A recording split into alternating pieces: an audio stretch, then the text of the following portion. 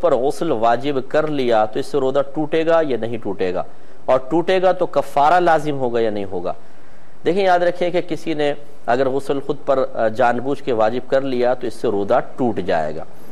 نبی کریم صلی اللہ علیہ وسلم کے پاس ایک اعرابی حاضر ہوئے، یا رسول اللہ میں ہلاک ہو گیا۔ سرکار نے فرمایا کیا ہوا؟ رمضان کے دن تھے، کہنے لگے کہ میں حالت روزہ میں تھا، میری زوجہ بھی حالت روزہ میں تھی اور مجھ سے غلطی سرزد ہو گئی، یعنی ہم نے جسمانی تعلق قائم کر لیا۔ تو رحمت کونین صلی اللہ علیہ وسلم نے فرمایا کہ تمہارا روزہ ٹوٹ گیا، اب تم اس کا کفارہ ادا کرو۔ عرض کیا رسول اللہ کفارہ کیا ہے؟ فرمایا 60 روزے لگاتار رکھو۔ ان عرابی نے عرض کیا رسول اللہ یہ روزوں کی وجہ سے ہی تو یہ مشکل آئی ہے، یعنی میں روزے میں صبر نہ کر سکا اور اس طرح ہو گیا، تو 60 روزہ صبر کیسے کر سکوں گا؟ تو سرکار نے شاید فرمایا تم 60 مسکینوں کو کھانا کھلا دو۔ عرض کیا رسول اللہ میں یہ بھی نہیں کر سکتا ہوں، میں غریب آدمی ہوں۔ تو رحمت کونین صلی اللہ علیہ وسلم نے فرمایا کہ بیٹھ جاؤ۔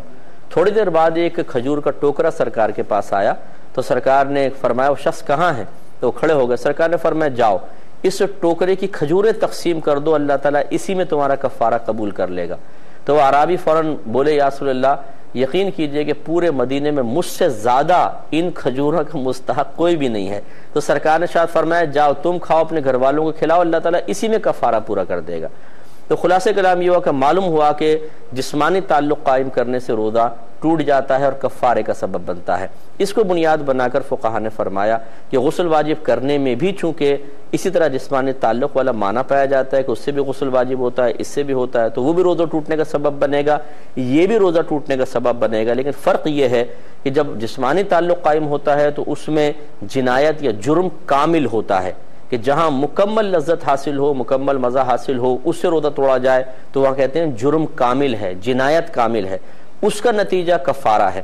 اور یہاں پر اگر خود اپنے اوپر غسل واجب کیا جائے تو اس میں بھی ایک یک گنا لذت تو ہے لیکن کامل نہیں ہے، تو لہٰذا یہاں جنایت ناقص کہلائے گی، اور جہاں جنایت ناقص ہوتی ہے وہاں کفارہ نہیں ہوتا بلکہ صرف قضا ہوتی ہے، لہٰذا اس فعل پر قضا ہے، روزہ ٹوٹ جائے گا اور قضا ہے۔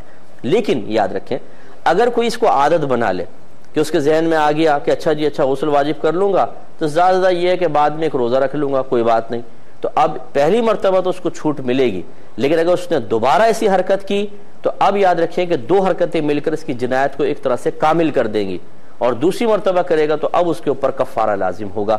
یہ اچھی طرح ذہن میں رکھا جائے۔ ایک مختصر سا بریک لیں گے، ہمیں یقین ہے آپ ہمارے ساتھ ہی رہیں گے۔ میرا دل مقام